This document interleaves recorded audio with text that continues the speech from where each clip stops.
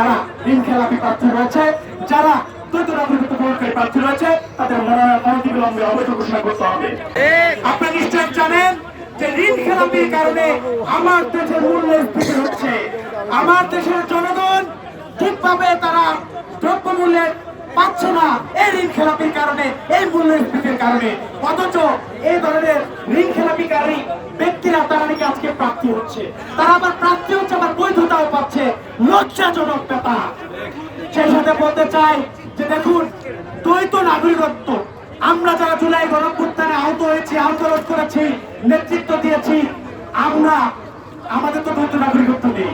যদি কখনো রাজনৈতিক পরিস্থিতি খারাপ হয়, আমরা তো বাইরে যাবো না, আমরা দেশের মাটিতেই মরবো।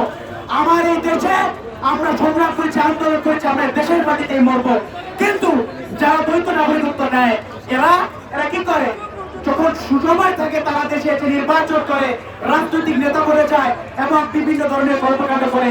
দেশের পরিস্থিতি খারাপ হলে তারা দেশ থেকে পালিয়ে যায়। এ ধরনের দ্বিচারিতা এবং অভিভাবকহীনতা একটি যে তার সংস্কৃতি তৈরি করছে, এই সংস্কৃতি থেকে বের হয়ে আসতে হবে এবং দ্বৈত নাগরিকত্ব তারা গ্রহণ করে যারা, তাদের মনোনয়ন বৈধ ঘোষণা করা যাবে না। আমরা দেখেছি অলরেডি অনেকের নাগরিকত্ব বৈধ ঘোষণা করা হয়েছে, অনেক ঋণ খেলাপি যারা করছে তাদের নাগরিকত্ব বৈধ ঘোষণা করা হয়েছে। এদের মনোনয়ন অনতিবিলম্বে অবৈধ ঘোষণা করতে হবে। আপনি একটাবার চিন্তা করেন যে মানুষগুলো দেশের কথা চিন্তা করে না, যে মানুষগুলো দেশের মানুষের কথা চিন্তা করে না, যে মানুষগুলো নিজের চিন্তা করে, শুধু নিজের পকেটের কথা চিন্তা করে, তাদেরকে আপনারা রাজনৈতিক নেতা বানাবেন, তাদেরকে আপনারা নির্বাচন করতে দিবেন।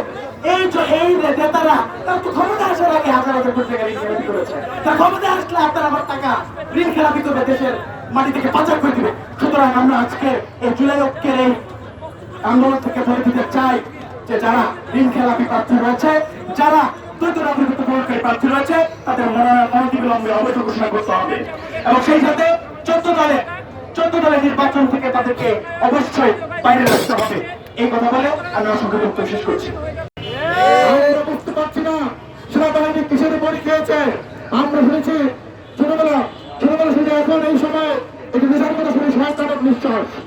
আমরা প্রশ্ন করছি সেনাবাহিনী কিছু শয়তানের নিঃশ্বাস দিয়ে বিভক্তের করা হয়েছে, তারা হলে কেন সেনাবাহিনী অস্ত্র উদ্ধার নিযুক্ত হচ্ছে না?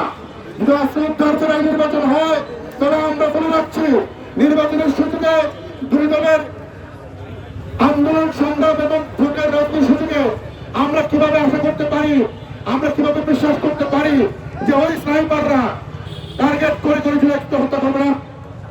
তাই আমাদের কোথাও নির্বাচন হবে, ঠিক আছে, নির্বাচনের আগে সেনাবাহিনীকে আন্তরিক হয়ে অস্ত্র উদ্ধার নিযুক্ত হতে হবে।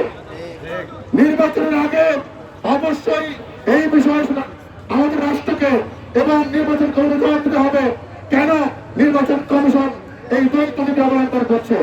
এই জবাবগুলো না পাওয়া পর্যন্ত আমরা জুলাই ঐক্য রাজপথে নেমেছি, আমরা রাজপথ ছাড়বো না ইনশাআল্লাহ। বন্ধুরা, আমরা চাই নির্বাচন হোক, সুষ্ঠু নিরপেক্ষ নির্বাচন হোক। আমরা এই 24-এর পরবর্তী বাংলাদেশে একটি নাটকের নির্বাচন দেখতে চাই না।